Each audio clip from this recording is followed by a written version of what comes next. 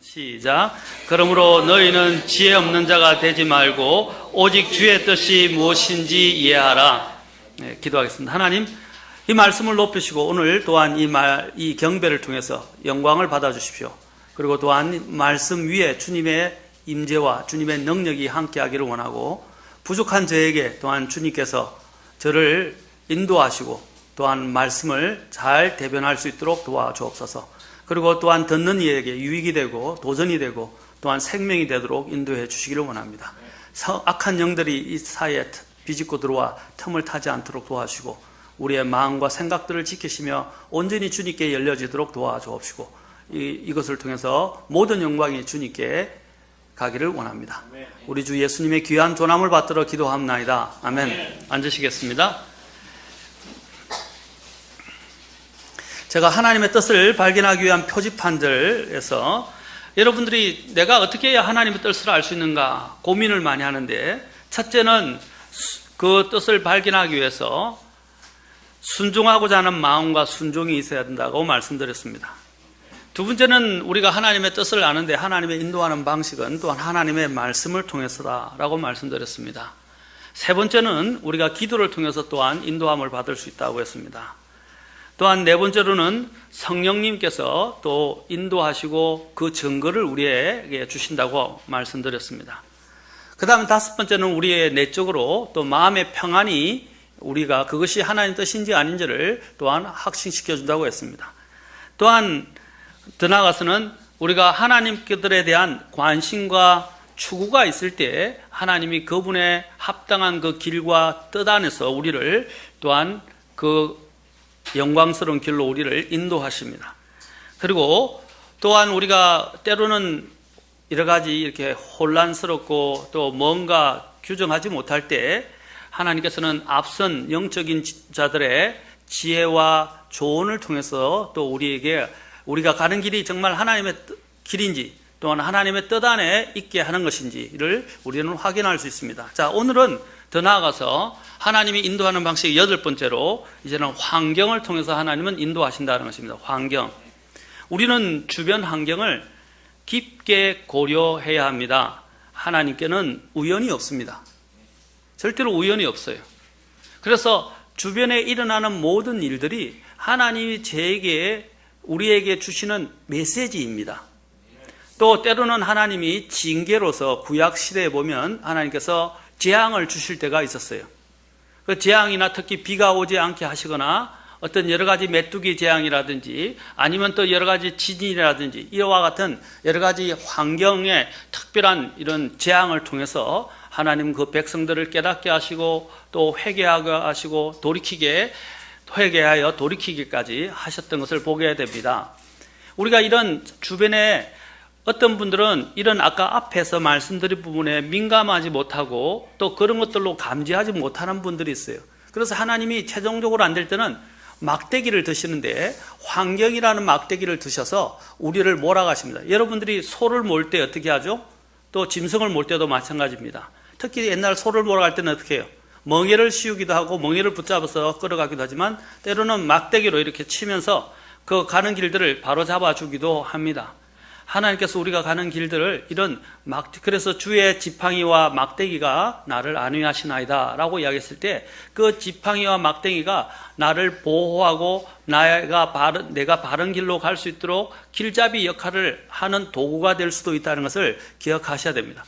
그래서 우리가 환경 속에서 좀 여러 가지 나중에 더 뒤에 살펴보지 열린 문과 닫힌 문에서 살펴보겠지만 환경 속에서 좀 여러 가지 어려운 일들이 생기거나 또 생각지 않은 일들이 예기치 않은 일들이 생길 때 왜 내게 이런 일들이 또는 이게 무슨 뜻이지 라고 의아해하고 또 당황해할 수도 있지만 첫째 이런 것들이 일어날 때 하나님이 이것을 통해서 나에게 주시고자 하는 메시지가 무엇인가 내 길을 어떻게 인도하기를 원하신가에 초점을 맞추셔야 돼요.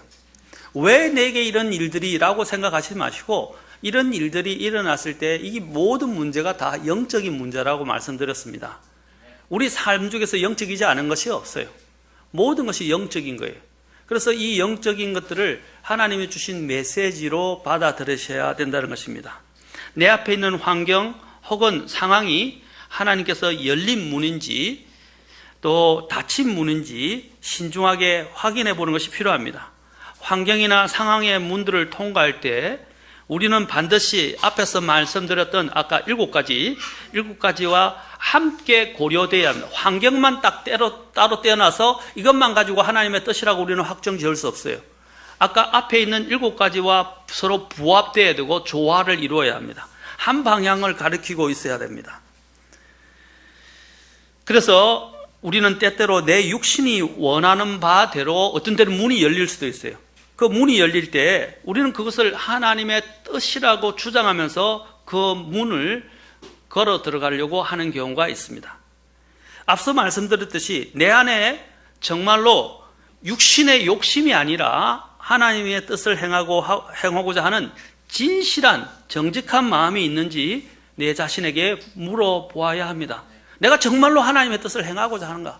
내 이득이나 이기심이나 내가 원하는 육신의 소욕을 완전히 내려놓고 하나님이 무엇이라고 말씀하시는 간에 내가 손해를 보는 한이 있더라도 그것을 쫓아가고자 하는지에 대해서 먼저 마음을 아까 순종하고자 하는 마음이 있는지를 확인해 보아야 합니다.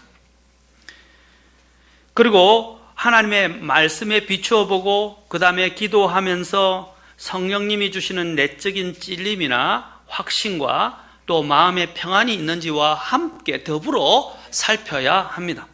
거듭 말씀드리지만 우리는 육체를 신뢰해서는 안 됩니다. 우리의 마음조차도 신뢰할 수 없습니다. 왜냐하면 우리는 육체를 따라 사는 사람이 아닙니다. 그리고 예레미야 17장 또 9절에서는 말씀하시기를 우리의 마음은 모든 것보다 거짓되고 극도로 사악하다고 했습니다. 여러분, 마음을 믿으면 안 돼요. 우리는 믿음으로 사는 사람들입니다. 마음과 믿음은 다른 거예요. 우리는 믿음으로 걸어가는 거예요. 보는 것으로 걷는 것이 아니에요. 우리의 마음을 신뢰하는 것이 아닙니다. 마음을 통제해야 됩니다. 그러나 마음을 신뢰하면 안 됩니다. 왜냐하면 이 마음은 부패하고요, 사악하고 속이는 김 안에 속이는 것으로 가득 차 있기 때문입니다. 요나의 경우가 그렇습니다. 다시스로 가는 배는 때마침 그가 다시스로 가는 배가 있었던 것을 보게 됩니다. 요즘처럼 스페인으로 여행하는 사람들이 많아서 하루에도 몇 편씩 항공기가 있는 시대가 아닙니다. 또 미국이나 마찬가지입니다. 사람들이 모여야 배가 출발할 수 있기 때문에 언제 배가 출항할지 몰라요. 그리고 한 달을 기다려야 할지 며칠을 기다려야 할지 그것도 도저히 알 수가 없습니다. 스케줄이 잡혀 있지가 않아요. 그런데 요나가 하나님의 여기 성경 보면 주의 앞을 떠나라고 나오는데 주의 앞을 떠나서 도망하려고 했어요.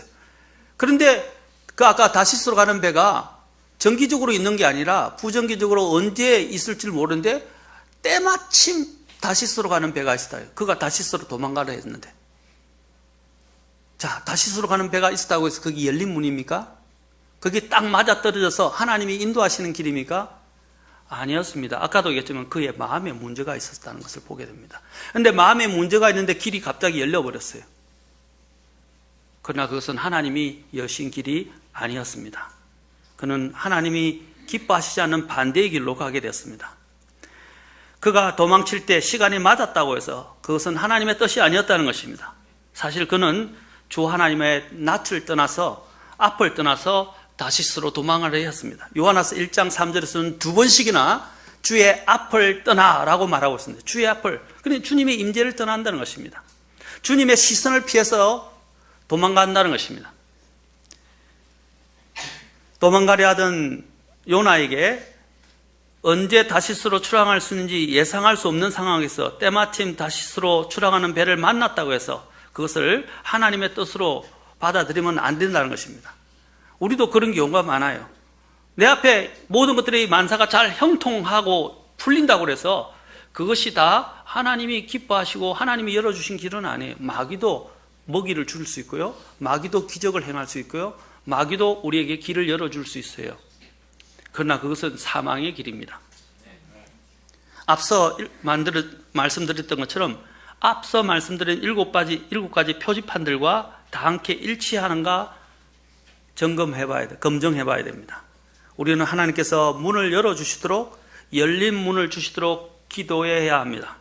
사도 바울도 골로새의 교회 성도들에게 골로새 4장 3절을 보면 아울러 또한 우리를 위해 기도하되 하나님께서 말할 수 있는 문을 우리에게 열어주사 그리스도의 신비를 말하게 하실 것을 구하라 라고 말했어요. 문을 열어달라고 이야기했어요. 특히 말할 수 있는 전도의 문을. 여기서 열린 문이라는 것은 직접적으로 복음을 전하기 위해서 열어주시는 문을 가리키기도 하지만 그것은 또한 하나님을 섬길 기회를 말하기도 합니다. 하나님께서는 문을 여실 수도 있고요, 문을 닫으실 수도 있는 분이십니다. 하나님께서 문을 열면 아무도 그것을 열 자가 없고, 하나님께서 문을 닫으시면 아무도 그 문을 열 수 없습니다. 그래서 하나님께서 이 문에 대해서 말씀하시기를 특히 요한계시록 3장 7절과 8절에서 이렇게 빌라델피아 교회에게 말씀하셨습니다. 빌라델피아에 있는 교회 천사에게 쓰라. 거룩하니 진실하니 다윗의 열쇠를 가진 이가 이것을 말하노니 그가 열면 아무도 닫지 못하고 그가 닫으면 아무도 열지 못하느니라. 내가 내 행위를 아노라. 보라, 내가 내 앞에 열린 문을 두었으니 아무도 그것을 닫지 못하리라. 이 문을 하나님이 열고 닫으시는 거예요. 그런데 아까도 얘기했지만 마귀가 흉내내서 문을 열어주는 것 같지만 하나님이 주시는 그 문을 통과할 때는 그것은 진리의 길이며 생명의 길입니다. 의의 길입니다. 그러나 마귀가 주는 것은 불의와 사망과 또 비진리의 길로 향하게 만든다는 것입니다. 자, 내가 문이 열렸다고 생각했는데 길을 가는데 모든 것들이 잘못되어지고 꼬이고 계속 또 나아가서 심지어는 내가 영적으로 더 악화된다. 그러면 그것은 하나님이 주신 열린 문이 아니라는 것입니다. 때때로 하나님께서 닫으신 문을 열린 문이라고, 하나님께서 열어놓으신 문을 닫힌 문이라고 우리의 육신이 그렇게 속이기도 합니다. 아까 이 요나처럼 말입니다. 그리고 악한 영이 잘못 우리를 또한 속이기도 합니다. 마귀의 사주를 받은 사람들이 또 인도자들이 주님의 이름으로 우리를 속이기도 합니다. 이 대표적인 케이스가 여러분이 열왕기 33장에 보면 나오는데 젊은 대언자와 늙은 대언자가 있었는데요. 하나님께서 한 젊은 대언자를 일으키셔서 분향하려고 하는 그 여로보암이라는 왕에게 모든 그곳의 대제사장들이 죽임을 당할 것이라는 심판의 메시지를 전하고자 보냈습니다. 그러자 격분한 여로보암에게 팔이 마비되는 사건이 일어나게 됩니다. 여로보암 왕이 젊은 대언자에게 팔이 다시 나아질 것을 기도해달라고 부탁을 했어요. 그러자 그의 팔이 다시 마비된 정세에서 회복되게 됩니다. 그 대언자는 그곳에서 이제 하나님께서 뭐라고 하면 그렇게만 전하고 그와 먹지도 말고 또 마시지도 말고 돌아오는 길을 돌아올 때도 하나님께서 누구와 초청을 하든지 누구를 하든지 말도 하지 말고 그게 초청에 응하지 말고 바로 직진해서 주님께로 돌아가라고 말씀하셨어요. 그 오던 길로 바로 돌아가라고 주님께서 말씀하셨어요. 그런데도 그가 가다가 늙은 대언자가 한 명이 나타났어요. 그러면서 내게 하나님이 나타나셔서 이렇게 하라고 말씀하셨다라고 그 젊은 대언자를 속여가지고요, 그를 자신의 집으로 초대해서 그를 유하게 합니다. 그러다가 하나님께서 진노하셔서 그 젊은 대언자에게 사자를 보내서 어떻게 합니까? 그를 죽이십니다. 자, 무슨 뜻이냐면요, 이렇게 늙은 대언자를 통해서 거짓된 대언을 주어서 그 젊은 대언자가 결국은 화를 당합니다. 하나님이 그 젊은 대언자에게 뭐라고 했죠? 그 어떤 것에도 현혹되거나 크게 그 길로 빠지지 말고 내 길로 해서 돌아가라고 말씀하셨어요. 그런데 갑자기 늙은 대언자가 하나님의 대언을 받았다고 와서 그를 속여서 그를 초청을 하였어. 그가 하나님의 뜻인가 보다 하고 그 초청에 응했다가 결국은 변을 당하게 된 거예요. 우리도 마찬가지입니다. 우리가 더 제일 민감해야 되는 것은 하나님이 뭐라고 말씀하시는가 하는 것이고, 누가 다른 어떤 것들이 문을 열어주고 또 이야기를 할 때에도 우리는 그것에 대해서 주의를 하고 신중해야 할 필요가 있다는 것입니다. 우리가 하나님이 이것이 열어주신 것인지 또 닫아 드신 것인지를 아까 같은 7가지와 병행해서 맞춰보고 그것이 한 방향을 가리킨다면 그것은 하나님의 뜻이라고 생각하시고 받아들이시면 됩니다. 그러나 그 앞에 있던 여러 가지 풍물에 아까 같이 이게 열린 문 같은데 내 마음에 평안이 없어요. 불안해요. 하나님은 우리의 마음속에 하나님이 길을 인도하시면 그 어떤 청청병력이 떨어지고 폭풍이 몰아와도 요동해도 내 마음은 평안하게 돼 있어요. 맞습니까? 제가 이제 한 예를 들었는데 어떤 한 젊은이들 제가 이야기를 하는데 젊은이가 이제 한 자매를 봤는데 그 자매가 하나님이 자신에게 준 배우자감이라는 거예요. 그래서 막 기도를 하고 그 다음에 심지어는 금식까지 합니다. 그래서 저한테 와서 그러더라고요. 목사님, 그 자매는 하나님이 주신 것입니다. 제가 금식도 합니다. 하나님이 마음에 제게 주신 자매라고 확신을 주셨어요. 그래서 막 금식하면서 했는데 자꾸 마음이 불안한 거예요. 이 사람이 딴 사람을 보는 것 같고요. 딴 사람에게 눈길을 주는 것 같고 또 자꾸 내가 생각하지 않는 방향으로 가고 하는 것처럼 보이니까 막 마음이 불안한 거예요. 그래서 제가 불러서 이야기했어요. 그 사람이 하나님이 너에게 붙여주신 사람이라면, 너에게 주신 배우자라면 너가 왜 불안하냐? 하나님이 주신 사람이라면 하나님이 반드시 주실 것이라고. 그러나 하나님이 주시지 않은 사람이면 하나님이 떠나보내실 거라고. 그런데 왜 네가 그 사람에 매달려서 그 사람 때문에 자꾸 불안해하고 마음이 막 요동치냐고. 하나님이 주신 사람이라면 어떠한 경우에도 너에게 평안을 주실 것이다. 그러니까 너 자기 확신에 빠지지 말라고. 너가 함부로 하나님의 뜻이라고 그것을 자꾸 너가 원하는 대로 당겨서 그것을 하나님의 뜻이라고 말하지 말라고. 내 확신을 하나님의 확신으로 둔갑시키지 말라고 제가 경고를 했어요. 그래서 결국에는 어떻게 되면 그 자매가 다른 데로 떠나가고 다른 사람과 결혼했어요. 이제 우리의 이런 경우들이 우리의 삶에도 많이 일어난다는 것입니다. 자기 확신에 빠져 있고 또 자기가 생각하는 대로 움직이지 않으면 불안해합니다. 그러나 하나님의 인도하시는 방식은 그렇지 않아요.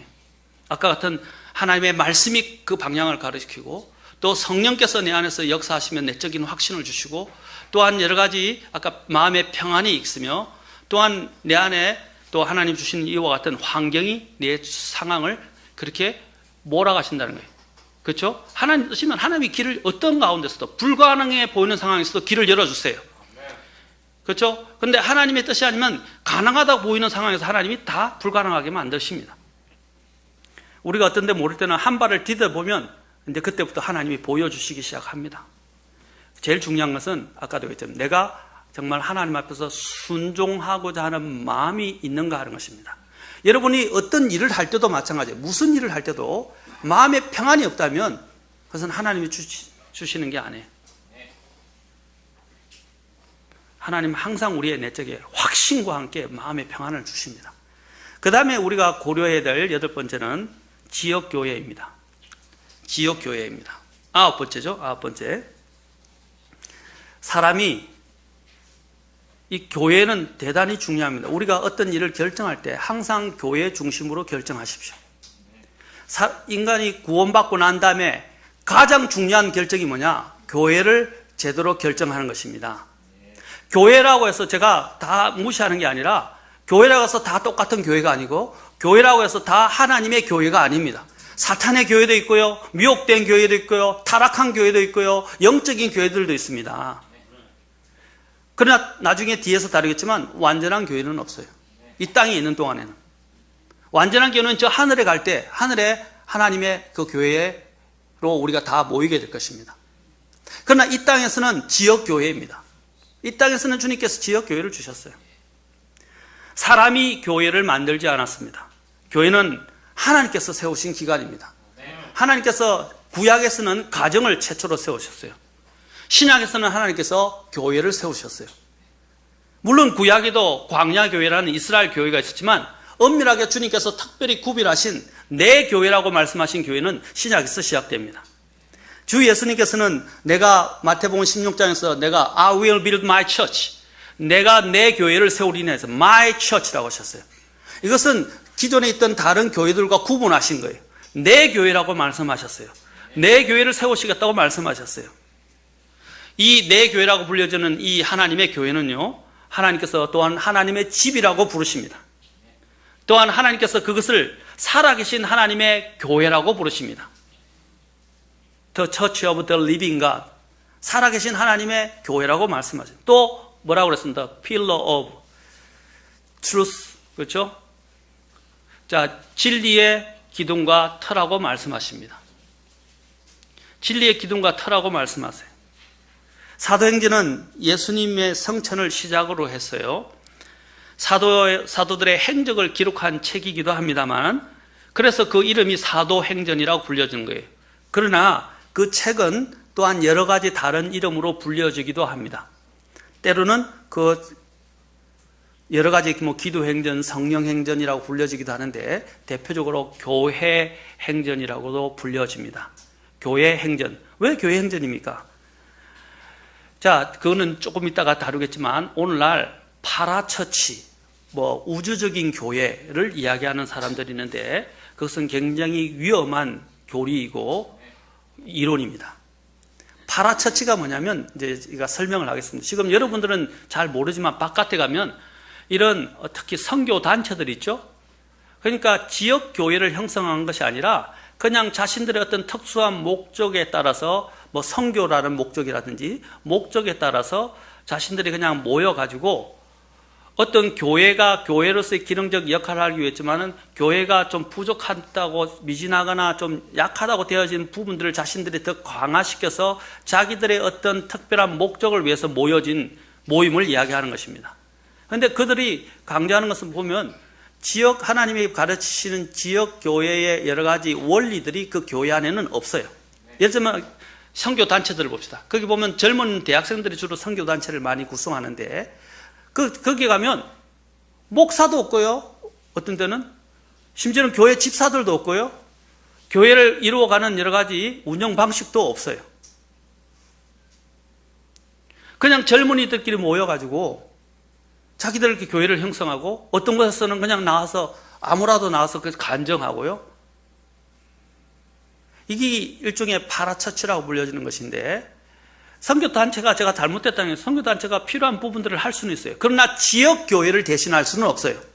주님께서 세우신 것은 이런 선교단체와 같은 파라처치를 세우신 것이 아니라 지역교회를 세우셨어요. 또 여러분들이 알지만 우치마라 간두라는 일본의 유명한 신학자가 있는데 그분이 무교회주의를 주창하기 시작했어요. 무교회주의. 그래서 오늘날 우리나라에도 영향을 많이 주게 되는데 그가 너무 이제 그의 이론 중에 이거는 맞아요. 우리의 신앙생활이 단지 주일날 드리는 이 교회에서 드리는 예배에서만 그치지 않고 모든 생활, 우리의 일상생활에까지도 항상 우리의 예배가 돼야 되고 예배의 연속이 돼야 된다 하는 말은 맞아요. 그렇다고 해서 우리의 모든 삶이 예배이지만은 그렇다고 해서 지역교회 믿음의 사람들이 함께 모여서 함께 서로 격려하고 권면하고 말씀을 듣고 주님께 경배드리는 이것들까지도 다 폐지하자는 말은 아니에요. 한편으로 맞지만 한편으로는 잘못된 거예요. 성경은 모이기를 힘쓰라고 말씀하십니다. 그래서 우리를 뭐라고 말합니까? 교회를 이야기할 때 어셈블리라고 이야기합니다. 어셈블리는 뭡니까? 각 부품의 조합들이 하나하나 딱딱 맞춰져서 하나의 구성체를 이루는 것입니다. 자동차가 여러 부품들이 있어요. 그런데 자동차가 자동차에서 역할을 하려면 어떻게 해요? 그 부품들이 딱 합쳐질 뿐 아니라 제자리에 맞게 조립이 되어서 딱 맞춰져야 그게 어셈블리가 되는 거예요. 맞습니까? 그래서 우리를 이야기할 때 congregation이라고 이야기도 하지만 회중이라고 이야기하지만 assembly라고 이야기하는 모임이라고 말하는 거예요. 딱딱딱 맞게 세팅되고 같이 딱 어울려서 모여져야 기능을 할 수 있는 거예요. 그래서 성경에서는 그러한 모임을 하기 위해서는 어떻게 해요? 모여야 합니다. 자동차 부품을 하나는 미국에 있고요. 하나는 한국에 있고, 하나는 스위스에 있고, 하나는 저 아프리카에 있고, 그러면 어떻게 그게 조립이 되고 자동차가 자동차 기능을 할 수 있어요? 아니잖아요? 거기 딱 이 자리에, 이 장소에 다 모여져서 같이 함께 딱 조립이 되고 같이 움직여져야 거기 제대로 된 기능을 할 수 있는 거예요. 그게 지역교회예요. 그런데 이 지역교회를 무시하는 모임들이 지금 활발하게 전개되고 있어요. 또 파라처치라는 것 때문에. 여러분, 지역교회는 무시하면 안 됩니다. 주님이 내 교회를 세우시라고 말씀하셨어요. 하늘에 물론 총체적인 한 교회가 있어요. 거기는 모든 사람들이 다 모이니까. 그러나 이 땅에는 뭡니까? 이 땅에서는 지역교회가 있는 거예요. 그리고 어떤 사람들은 이 지역교회 개념이 무시된 사람들을 생각하면 이 교회 다니고요, 저 교회 가고, 이 교회 가고, 원하는 교회에 그냥 돌아다니는 거예요. 여러분, 교회는 돌아다니는 곳이 아니에요. 그 교회가 비진리와, 그죠? 잘못된 교리, 그 다음에 완전히 세속화되거나, 정말 그 안에 정말 하나님이 기뻐하지 않는 진리가 그 안에 없다면 우리는 분리돼야 돼요. 그러나 그러지 않는다 하면 어떻게 해요? 그 교회에 신실해야 됩니다. 그리고 그 교회를 세우는 멤버, 지체가 돼야 돼요. 그래서 멤버십을 갖는 거예요. 지체가 돼야 돼요. 여러분들이 크레딧 카드를 갖고 계시죠? 크레딧 카드 가지려면 각 크레딧 카드마다 회원 조건이 있어요. 그렇죠? 그 조건은 조약에 어떻게 해요? 동의를 해야 됩니다. 그 조건에 내가 부합하겠다. 마찬가지입니다. 여러분의 교회 멤버가 된 것은 그 교회의, 그렇죠? 협약과 그 교회의 특성에 맞게 되어진 그 협약과 약속에 내가 동의하는 거예요. 그러나 그 협약에 동의하지 않으면서 그 교회의 멤버십을 유지할 수는 없어요. 그것은 대단히 중요한 원리입니다. 이거는 세상에서도 갖는 원리예요. 그럼 교회에서도 마찬가지예요. 우리가 그 안에서 같이 움직여져야 됩니다. 그래서 멤버십을 갖는 거예요. 멤버십 뭡니까? 그 회원제를 갖는 겁니다. 어떤 교회들은 회원제가 없어요. 구원받았으면, 하늘에서는 구원받았으면 모든 사람이 나중에 교회로 총체적으로 모이게 될 것입니다. 그러나 이 땅에서는 뭡니까? 하나님이 하늘의 교회만 세운 게 아니고 그거는 이상적이고 나중에 하늘에 가서 있게 될 문제예요. 그러나 이 땅에서는 하나님이 뭘 세우셨어요? 지역교회를 세우셨어요. 자, 이 일들을 어떻게 할 수 있느냐, 지역교회를 세우는지 제가 한번 말씀을 드리겠습니다. 주님께서 내 교회를 세우리라 라고 말씀하시고 나중에 주님께서 성천하실 때 지상명령을 사도들에게 주시기 시작합니다. 사도행전에. 그렇죠? 지상명령을 주셨어요.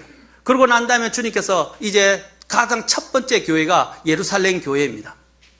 지금 여러분 성경에 보면 서신서들이 있잖아요. 이제 특히 서신서들이 시작하는데 주님께서 뭘 주셨어요? 처음에 지역교회를 주신 것을 보게 됩니다. 그 지역교회 첫 번째 교회가 예루살렘 교회예요. 그 원래 말은 예루살렘에 있는 지역교회란 뜻이에요. 맞습니까? 그 다음에 교회를 세우고 선교 일을 하고 복음을 전하는 일들을 여러분 사도행전 13장에 보시면 이제 하나님께서 사울과 바나바와 사울을, 바울이라 불리는 사울을 구분하여 세우셔서 파송합니다. 누가 파송을 했죠? 교단이 파송한 게 아니에요. 13장에 보면 뭐라 그랬어요? 교회가 성령님의 인도하심에 따라서 그들이 금식과 기도를 하고 난 다음에 하나님의 주님 성령님의 인도하심에 따라서 선교사를 세우고 선교사를 파송했어요. 누가 파송했어요? 교회가 파송한 거예요. 그런데 오늘날 보세요. 교단이 파송하고 선교단체가 파송해요. 그것은 성경적인 원리가 아니에요. 지역교회가 그 일을 하는 겁니다. 그 다음에 아까 제가 사도행전은 교회 행전이라고 불려졌어요.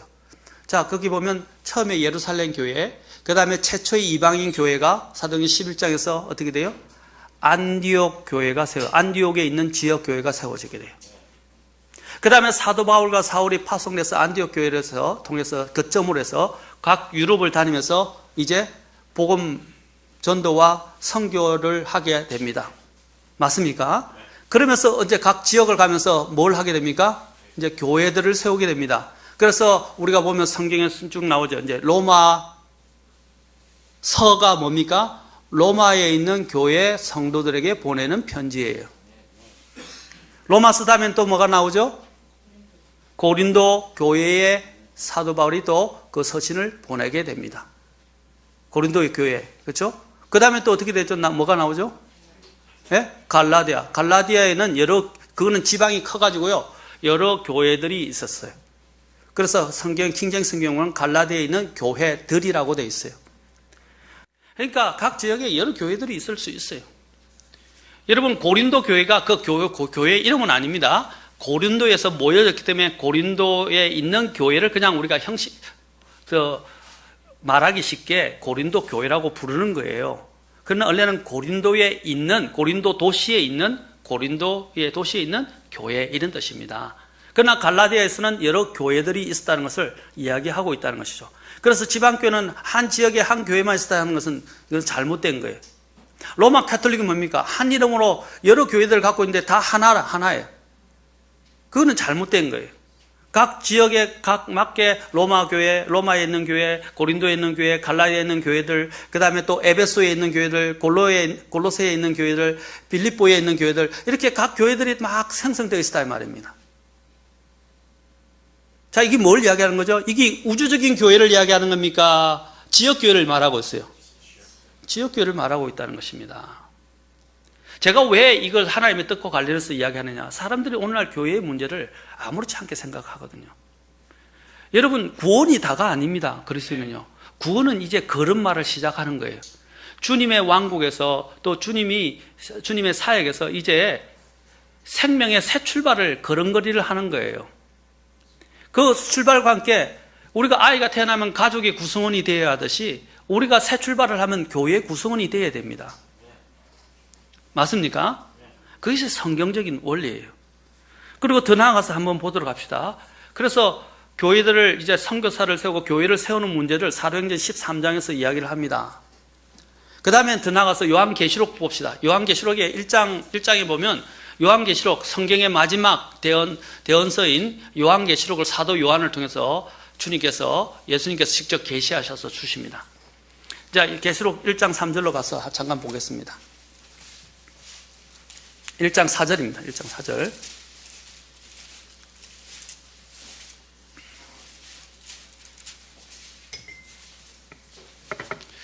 자, 계시록 1장 4절에 보니까, 자, 요한은 아시아에 있는 뭐라고 그랬어요?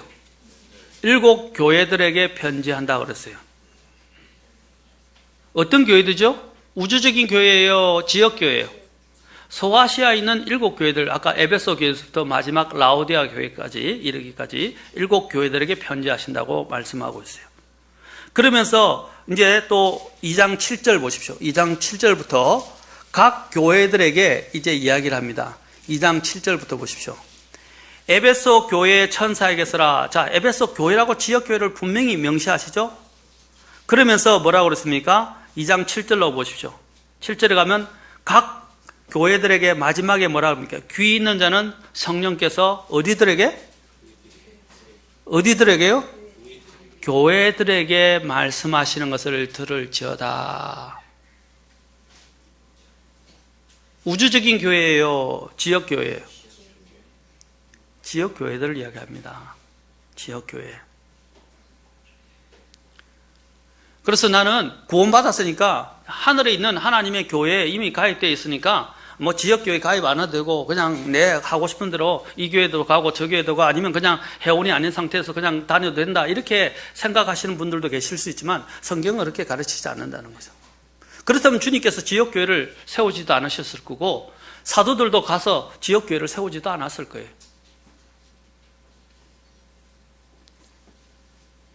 지역교회는 대단히 중요한 것입니다. 구원받은 이후에, 그래서 구원받은 이후에 첫 발자국을 어떻게 떼느냐가 그 인생에 미치는 영향은 지대합니다. 그래서 교회를, 하나님의 정말로 인도하신 가운데 교회를 제대로 선택하셔야 돼요. 여러분들이 이제 구원을 받고 난 다음에 첫발부터 이 성경적으로 제대로 가르치는 이런 교회에 여러분들이 발을 들이겠다는 것은 굉장히 축복된 거예요. 굉장히 복받은 거예요. 그런데 만약에 성경적인 이 교회에 다니신 분들의 이제 특징들이 뭐냐면 성경을 너무 잘 배우고 또 성경 안에서 이렇게 제대로 된, 우리가 완전하진 않지만 성경의 진리에 따라서 순종하면서 바르게 세워가려 하는데 이제 말씀이나 여러 가지가 다 좋은데 그 복을 복으로 모르는 거예요. 제가 말씀드린 여러분들이 이 교회에서부터 자라고 태어나고 자라고 또 계속 섬겨왔던 분들, 다른 교회를 가본 적이 없던 분들은요, 모든 교회가 다 그렇다고 단정지어서 말씀드린 건 아니지만 한번 나가보세요. 과관입니다. 과관이에요. 왜냐하면 제가 큰 교회들도 몇 번 다녀봤거든요. 저도 수많은 교회들을 경험했었고 청년 때부터 심지어는 목회하는 중에 좀 쉬려고 쉬면서 한 2주 정도요 이런 다른 교회들을 다녔었어요. 심지어는 큰 대형 교회에도 가봤었어요. 지구 무슨 촌 교회. 이미 이야기 다 됐네요. 제가 굉장히 충격을 많이 받았어요. 갈수록 설교 시간도 줄어가고 죄에 대해서 설교도 하지 않고 사람들에게 교훈감이나 좋은 이야기들만 하고 좋은 예화들만 적용하고 성경을 진리대로 그대로 가르치지 않고 죄를 죄라고 부르지도 않고 악을 악이라고 부르지도 않고 진리가 타협하고 온갖 세속적인 누룩들이 교회 안에 다 들어오고 그것은 교회로서의 기능을 상실한 것과 같은 것입니다. 상실해가는 거예요. 여러분, 바른 교회를 여러분이 선택하고 그 바른 교회에서 배우고 자란다는 것은 정말로 복된 것이에요. 그런데 아까도 얘기했지만 가정이 화목한 가운데서 자라는 아이들은 보면요, 정서적으로 안정은 되지만 때로는 자신이 속해 있는 그 가정에 대해서 감사할 줄을 몰라요. 얼마나 내가 이 좋은 가정에서 살아가고 있는지, 감사한 일인지. 그렇죠? 그래서 밖에 나가서 한번 나가서 해보니까 이 세상이 정말로 험난하고 또 이렇게 고분고분하지 않고 너무 힘들다는 걸 이제 배우게 되죠. 특히 파트타임으로 일해보고요. 또 세상에 나가서 직장을 구해보기도 하고요. 세상에 또 집을 떠나서 저 먼 곳에서 몇 달 동안 여행을 해보고 또 물 그냥 이렇게 여행을 오시는 거는 좋을 수도 있어요. 거기 가서 한번 살아보세요. 다르다니까요. 삶과 여행은 달라요. 여행은 자기가 좋아서 즐길 거리를 찾아서 다니는 거지만 사는 것은 그것을 완전히 삶을 어렵든 아니든 정착하면서 뿌리를 내리고 사는 거예요. 삶은요 달라요. 그래서 제가 전에 우스갯소리도 이야기했잖아요. 호주에서 어떤 사는 분이 이제 초빙을 받아서 호주에 가서 그 초빙한 분들과 함께 좀 지냈어요.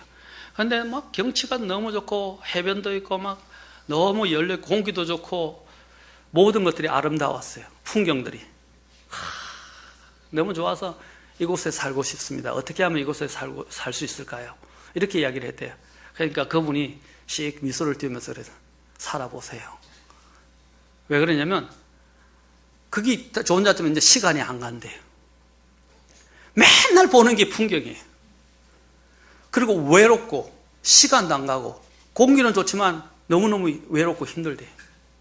그래서 여러분 이민 갔던 첫 번째 세대들이 돈은 좀 벌고 성공한 사람들도 나중에 때가 되면 다시 한국으로 돌아와요. 물론 민족적으로 자신이 이곳에 태어났고 자랐기 때문에 기소 본능에 의해서 돌아오는 경우도 있지만 살기가 쉽지 않아요. 여러분 우리가 아메리칸 드림이나 외국에 대한 환상을 많이 갖는데 실제 삶은 달라요. 삶은 내가 생각하는 것처럼 녹록지 않아요. 굉장히 힘들어요. 문화적 충격도 올 뿐 아니라 언어적 장벽도 크고 문화적 충격도 크고요. 또 여러 가지 법적인 이런 모든 부분도 다 달라요. 그걸 익히고 하는데 얼마나 큰 스트레스를 받는지 아십니까? 일단 의사소통이 안 되는데. 그렇잖아요? 언어가 소통이 안 되면 아무것도 할 수가 없어요. 어디 가서 그 공사에 가서 업무를 처리할 수도 없어요. 관공서에 가서 업무를 처리하기도 어려워요. 매일 여러분 생각해 보세요. 여러분 비리 날아오죠. 죄송합니다. 여러분 공과금 통지서들이 날아오죠. 미국에도 통지서들이 이렇게 와요. 전부 영어로 써 있어요. 말도 제대로 못하는데 그걸 읽고 파악을 해가지고 돈을 납부하는 방법부터 시작해서 그게 있는 그 약관까지 있는데 그걸 어떻게 해결합니까? 지금 제가 말하는 요지는 그것입니다. 사는 것과 내가 꿈꾸는 것은 다른 문제예요. 영적인 문제도 마찬가지입니다. 우리가 교회를 선택할 때도 교회에 대한 문제에 있어서 어떤 교회를 택하느냐 하는 문제는 굉장히 중대한 문제입니다. 아까도 말씀드렸지만 주님께서는 이 땅에 지역교회를 세우셨어요. 주님께서 또한 굉장히 분노하시는 것은 지역교회를 무시하는 것입니다. 고린도전서 11장에 보면 바로 지역교회를 무시하는 것에 대해서 이야기를 하고 있습니다. 고린도서에서 이걸 이상하게 유독 많이 다뤄요. 사도 바울이. 고린도전서 11장 잠깐만 보고 빨리 정리하겠습니다. 고린도전서 11장입니다.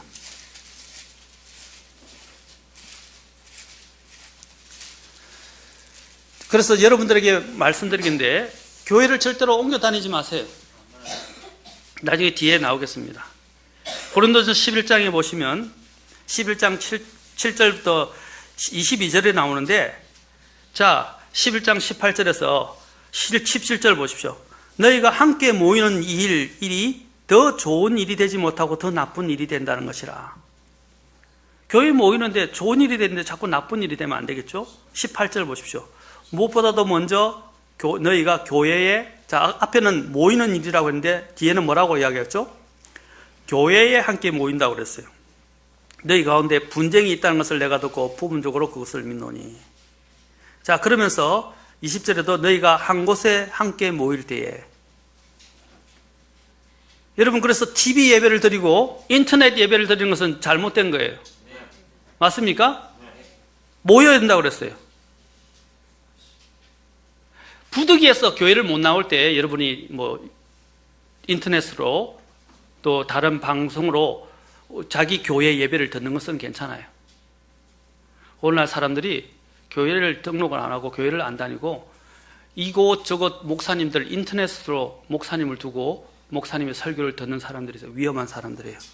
주님의 명령에 순종하지 않는 사람이에요. 그건 잘못된 거예요. 맞습니까?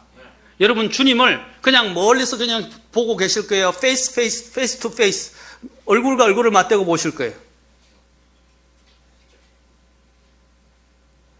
여러분 주님이 재림하시고 난 다음에도 주님은 저쪽에 계시고 아예 안 보이는 쪽에 계시고 나는 이쪽에 있을 거예요?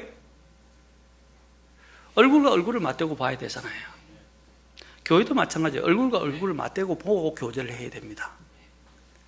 맞습니까? 그런데 인터넷 목사가 있어요. 교리 목사가 따로 있고요. 자기가 다니는 교회 목사가 따로 있어요. 그것은 잘못된 거예요. 하나님은 그 교회에 그 목사님을 주셨어요. 그리고 그 교회에 내가 그 지체가 되게 해주셨어요. 맞습니까? 너무 지나치게 돌아다니지 마세요. 위험합니다. 많은 사람들이 잘못된 신앙을 그런 데서 배우기 시작해요. 이게 교회를 또 많이 돌아다니다 옮겨 다니다 보니까 교회에서 온갖 자신이 생각하기에 옳다고 이거하는 것들 막 주워 갖고 와가지고 총합을 시켜가지고 이제 자신이 제일 많이 알아요. 그래서 심지어는 목사님들을 판단하고 가르치는 자를 판단하고 교회 정책을 판단합니다. 얼마나 위험한 짓입니까? 그것은 하나님 기뻐하는 거 아니에요.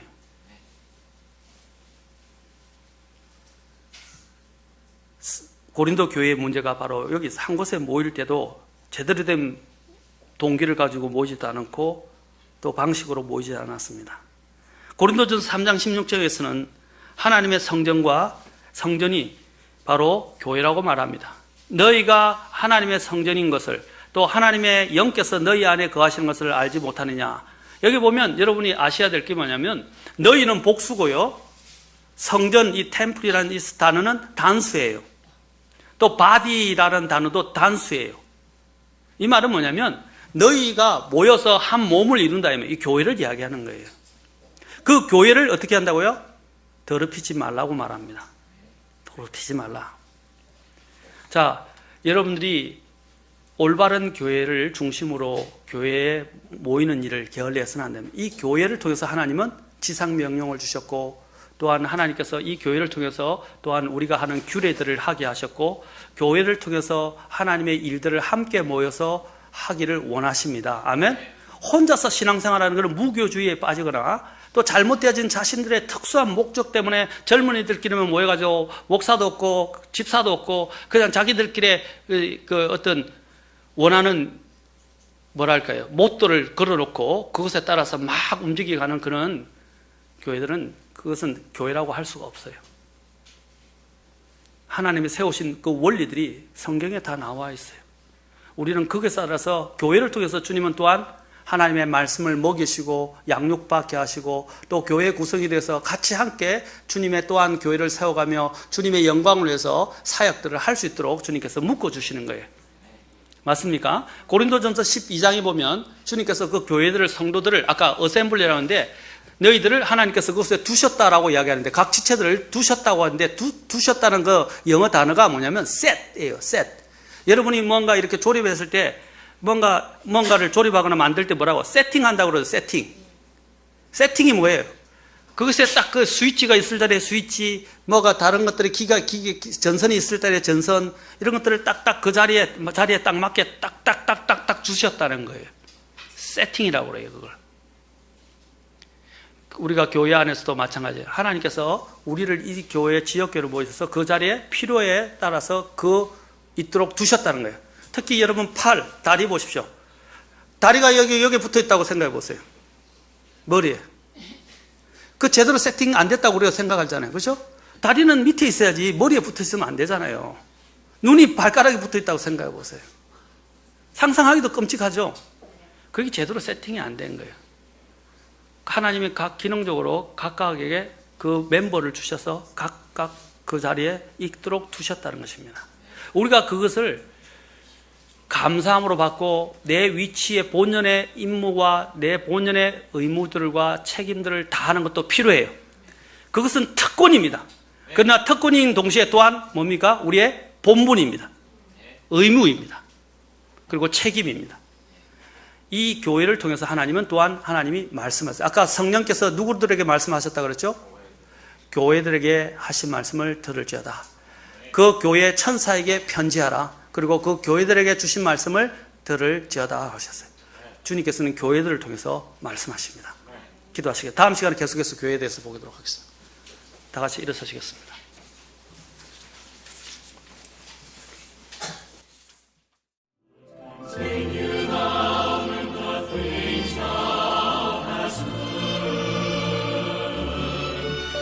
Continue